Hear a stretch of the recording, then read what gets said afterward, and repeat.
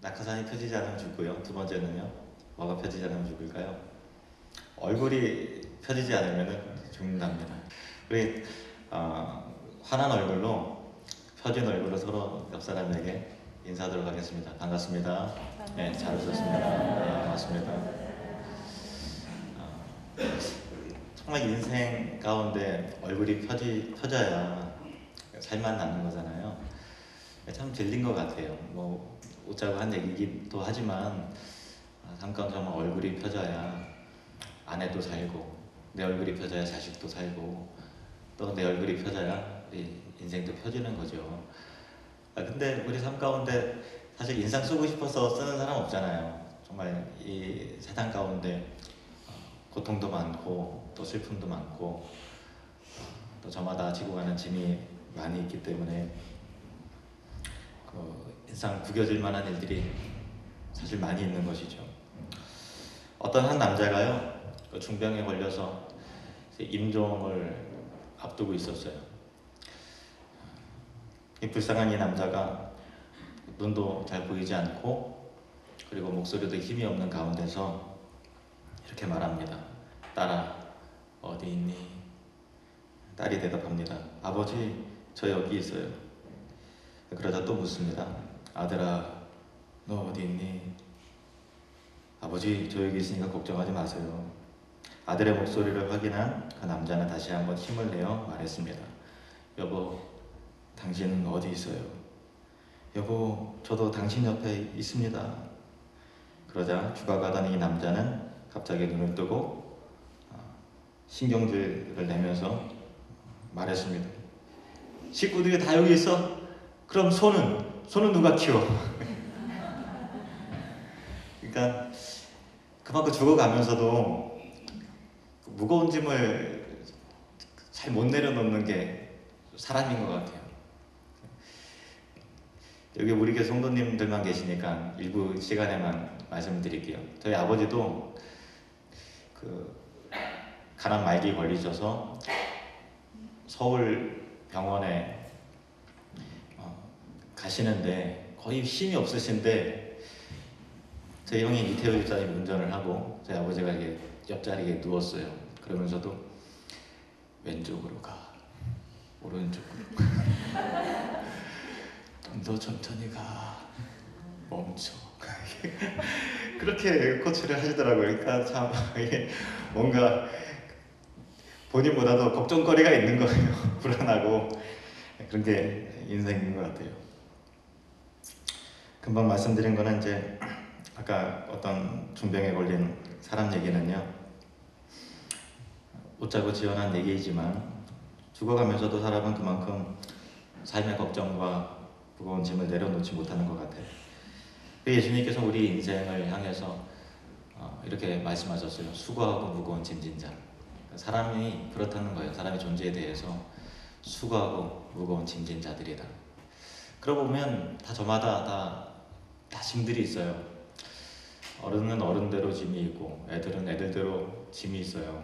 우리 애들도 짐이 있더라고요. 커서 뭐 돼야 되느냐, 숙제해야 되는데 자기 몸무게보다 더 무거운 가방을 또 지고 가고 또 갔다 오면 또 학원으로 또 가야 되고 받아쓰기 시험도 봐야 되고 뭐 등등 암만 꼬맹이라도 짐이 있더라고요.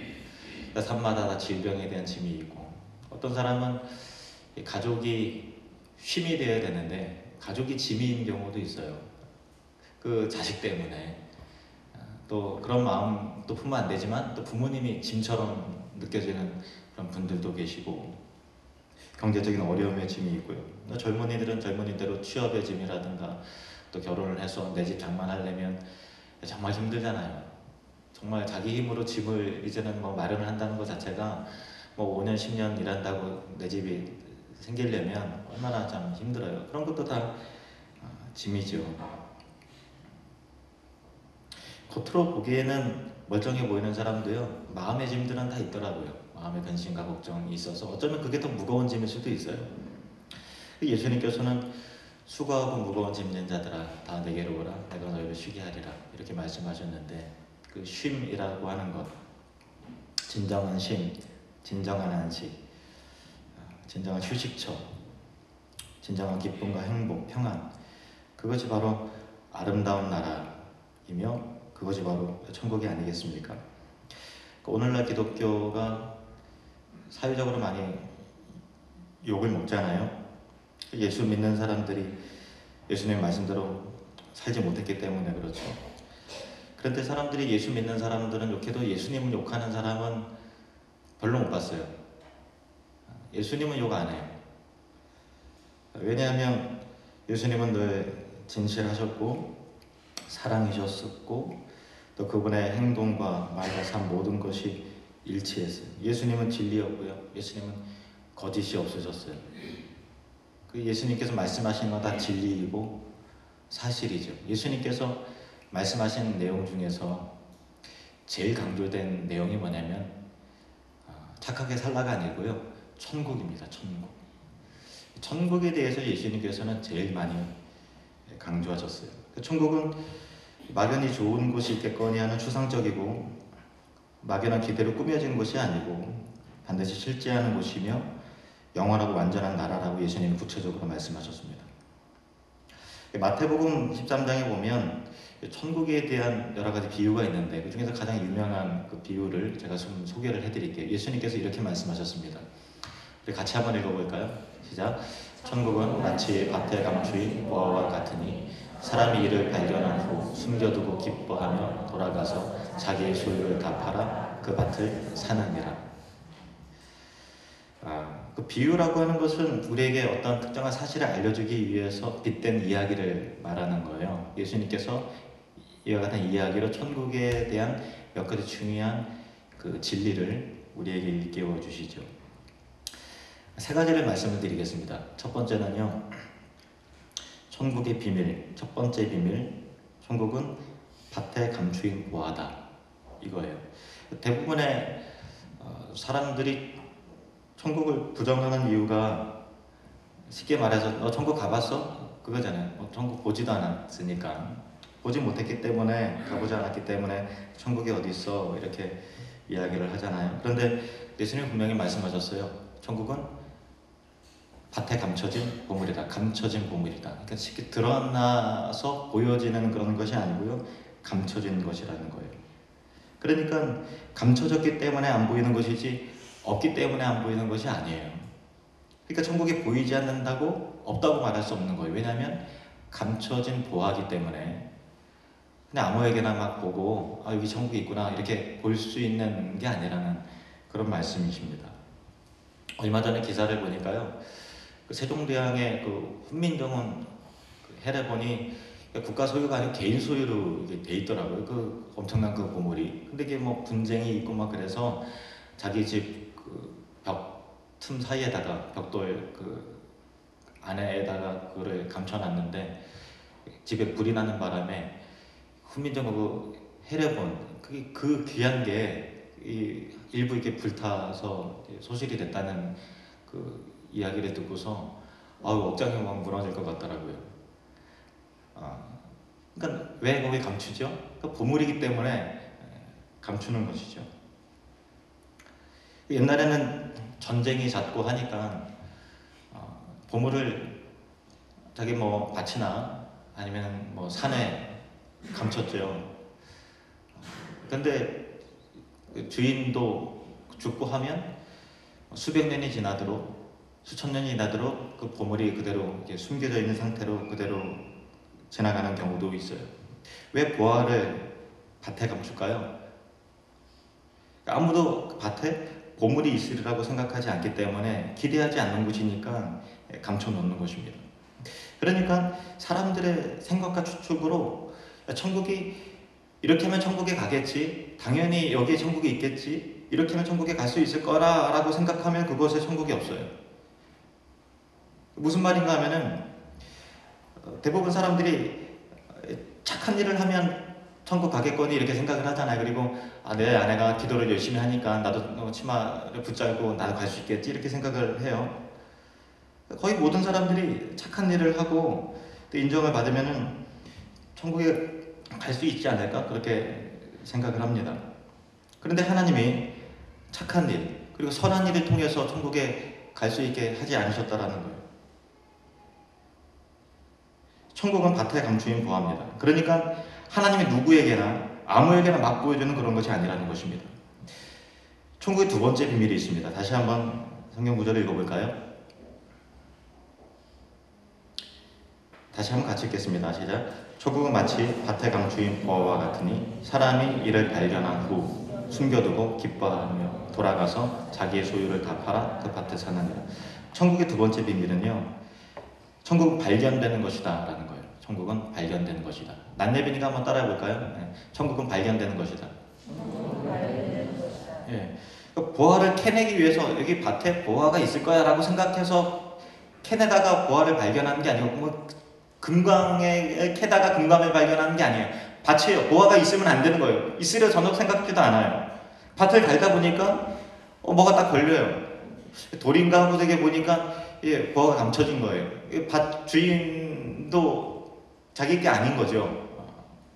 그러니까 그것처럼 보화를 발견한 거예요. 어떻게 표현하면 땡 잡은 것이고요. 좀 고상한 용어로 표현을 하면 하나님께서 은혜로, 천국 은혜로 받는 것이다 라는 거예요. 하나님의 은혜로 주어지는 것이다. 다시 말해서 천국이라고 하는 것은, 하나님 나라는, 아름다운 나라는, 구원이라고 하는 것은 인간의 행실과 행위 여부에 달려있는 것이 아니라 하나님의 은혜로 주어지는 것이라는 것입니다. 예수님이 말씀하신 천국의 비밀이 바로 그거예요. 그러니까 착하게 살아서 인간의 행위로 천국 가는 것이 아니라 값없는 은혜로 주어지게 된다는 것이죠. 근데 착하다는 기준, 대부분 착하게 살면 천국에 가겠지라고 생각을 하지만, 착하게 산다는 기준이 뭐죠? 사람들 생각에는, 사람 앞에서는 보여지는 부분에서는 좀 착할 수 있죠. 뭐 남에게 해를 끼치지 않고 사는 사람도 많이 있습니다. 그런데 하나님 앞에서 착한 사람은 없어요. 여러분, 솔직히 말해서 죄 안 지을 수 있는 사람이 그 힘이 우리 인간에게 있습니까? 거짓말 한 번도 안 한 사람이 있어요. 어떤 사람이 거짓말하기 대회에서 그 대상을 받았대요. 그래서 어떤 거짓말을 했길래 대상을 받았나 물어보니까 자기는 태어나서 거짓말을 한 번도 안 했다고 그렇게 얘기하는 바람에 거짓말하기 대회에서 대상을 받았다는 그런 우승의 얘기도 있지 않습니까? 예수님이 여자를 보고서 마음에 음욕을 품는 자마다 이미 가늠한 것이라고 말씀하셨어요. 우리 힘으로는, 생각으로는 그 짓는 죄, 마음으로 짓는 죄, 끊임없는 욕심과 또 증오와 미움과 충동과 중독과 뭐 이런 것들을 우리 사람의 힘으로 죄 안 지으면서 그 인간적인 기준으로 좀 나은 삶을 살 수 있겠지만, 하나님의 기준으로 볼 때 죄 안 지으면서 살 수 있는 힘이 없다라는 거예요. 그래서 우리 힘으로는 천국에 들어갈 수 없고, 천국은 은혜로 값없이 선물로 받는 것입니다. 성경이 이렇게 나와 있어요. 에베소서 2장 8절 말씀 보시면요, 같이 읽겠습니다. 시작. 너희는 그 은혜에 의하여 믿음으로 말미암아 구원을 받았으니 이것은 너희에게서 난 것이 아니요 하나님의 선물이라. 아멘. 행위에서 난 것, 우리에게 의해서 구원이 얻어지는 것이 아니라 하나님의 은혜로. 마치 밭을 갈다가 이게 뭐야 하고 꺼냈더니 보화가 거기 있는 것이 발견되듯이, 천국, 구원이라는 것도 예수 그리스도를 믿음을 통해서 은혜로, 값없는 선물로 주어지게 된다는 것입니다. 그러면 어떻게 하면 감춰진 천국을 볼 수 있을까라고 하는 질문이 생기겠죠. 그냥 땡 잡힐 때까지 그냥 기다려요? 어떻게 하면 감춰진 천국을 볼 수 있을까? 예수님이 니고데모라고 하는 사람에게 이렇게 말씀하셨어요. 사람이 거듭나지 아니하면 하나님 나라를 볼 수 없느니라. 같이 한번 따라볼까요? 사람이 거듭나지 아니하면 하나님의 나라를 볼 수 없느니라. 그러니까 하나님 나라는 그냥 보려고 해서 보여지는 게 아니에요. 거듭나야만 비로소 보게 된다는 거예요. 그 하나님 나라를 보기 위해서는 예수 그리스도를 믿고, 오직 믿음으로 예수 그리스도를 받아들이고 하나님의 은혜로, 하나님의 선물로 거듭나게 되면 그 은혜를 얻은 사람이 밭에 감추인 천국을 발견하게 된다는 것입니다. 천국의 세 번째 비밀, 마지막입니다. 같이 한번 따라할까요? 천국을 발견한 사람은 삶이 바뀐다. 천국을 발견한 사람은 삶이 바뀌어요. 우리 애들이 셋인데요. 성빈이 초등학교 4학년, 율빈이 3학년, 또 막내 루빈이 초등학교 1학년입니다. 근데 애들을 애들이 잘할 때는 이제 우리 용돈 대신 포인트를 줘요. 정리를 잘하면 3포인트 줄게. 그리고 또 아침에 일어나서 스스로 이불을 개면 또 1포인트를 주고, 한 1포인트는 한 100원 정도에 해당이 되는 거예요. 그러니까 포인트가 모아지면 그걸로 이제 아이스크림을 사 먹을 수도 있고, 또 애들이 좋아하는 뭐 장난감도 많이 모아지면 장난감도 살 수 있고, 애들이 뭐 만화 영화도 볼 수 있어요. 예를 들면 이제 뭐 아빠 키마의 전설 봐도 돼요? 안 돼. 포인트를 볼게요. 몇 분짜리인데? 20분짜리야. 5포인트. 그러면 이제 5포인트 내고 보는 거예요. 그래서 이제 애들이 이제 경제적인 개념이 공짜 없어요. 아이스크림도 냉장고에 잔뜩 사다 놓고 꺼내 먹고 이제 포인트를 내고서 이제 먹는 거예요. 저 은혜가 없습니다. 근데 애들이 잘못하고 싸우면요, 포인트가 깎여요. 율빈이가 우리 루빈이를 한번 이렇게 손을 딱 깨물어서 이빨 자국이 났어요. 몇 포인트 깎을래? 2포인트 깎는데 뭐라고? 20포인트 깎고. 그래갖고 이제 20포인트 하니까 20포인트 깎였다고 하루 종일 우울해 하더라고요. 거의 한 2,000원 정도에 해당되는 거금이거든요. 그러니까 애들이 잘못하면 포인트를 깎아요.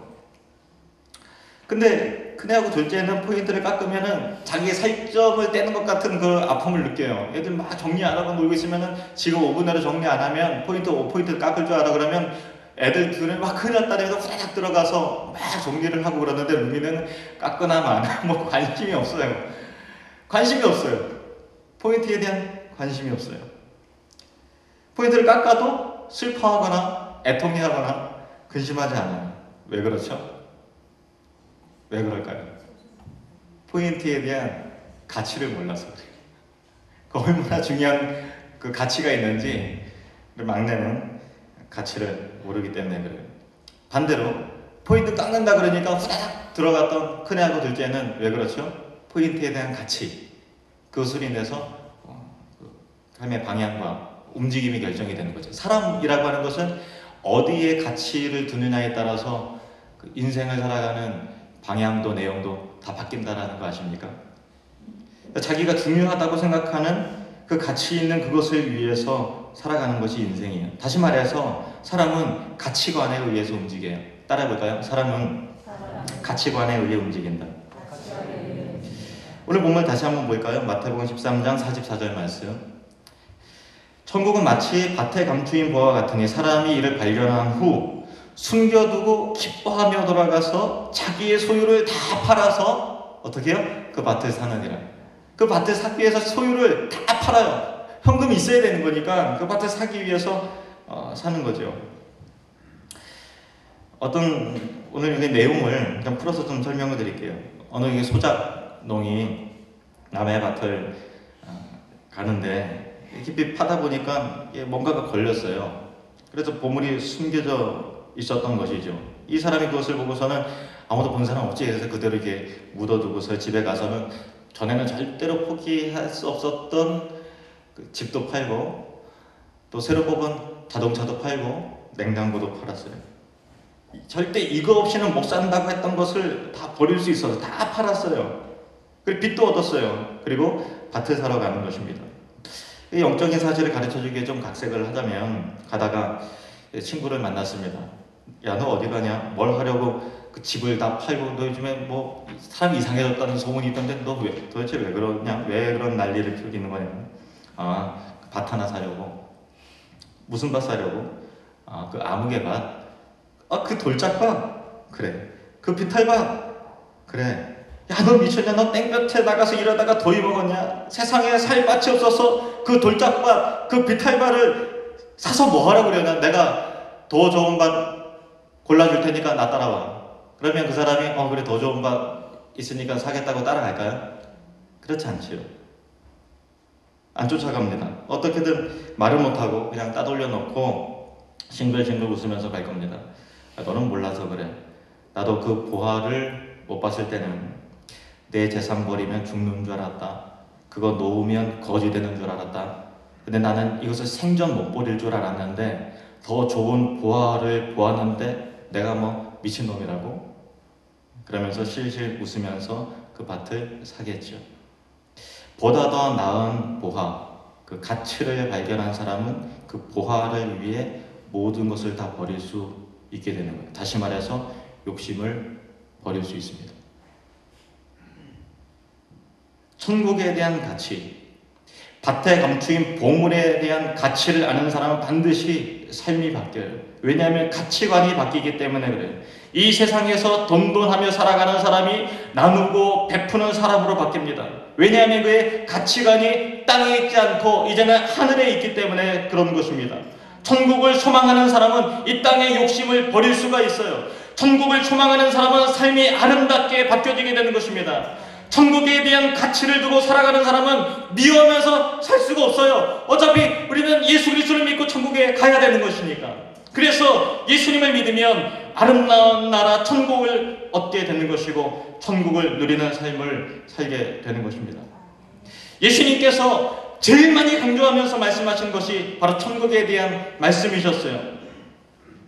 예수님께서 천국을 말씀하시고 강조하신 이유는 천국이 실제하는 곳이기 때문에 그런 것입니다. 천국은 반드시 존재합니다. 천국은 마치 어떤 사람이 밭에 감추인 보물을 발견하며 모든 소유를 다 팔아 그 밭을 사는 것입니다. 천국은 모든 소유를 다 팔아서 살아야 될 만큼 절대적인 가치가 있는 거예요. 절대적인 가치. 저는 하나님께서 이 자리에 있는 여러분 모두에게 밭에 감추인 보화를 발견하듯 보이지 않는 천국을 발견하게 되는 그런 구원의 은혜가 여러분에게 있게 되기를 주님의 이름으로 축원합니다. 예수님을 믿음으로 값없이 주시는 구원의 은혜를 얻으시기를 간절히 소망합니다. 눈을 감고 우리